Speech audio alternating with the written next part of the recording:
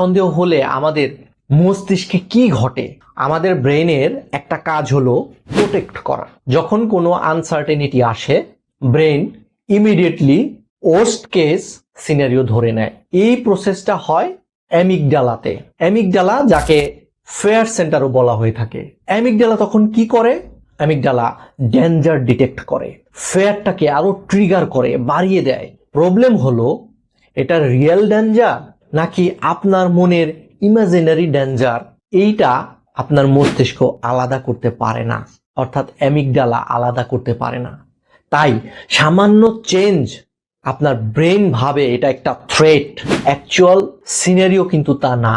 So delay reply হলেই brain ভাবে problem, এবং এর সাথে ডোপামিন ও কর্টিসলও অনেকাংশে দায়ী। কেননা ডোপামিন এক্সপেকটেশনসকে বাড়িয়ে দেয়, আর কর্টিসল আপনার স্ট্রেসটা বাড়ায়, যার ফলশ্রুতিতে ফলাফল আপনি উদ্বিগ্ন হয়ে যান, ওভার থিঙ্কিং শুরু করেন।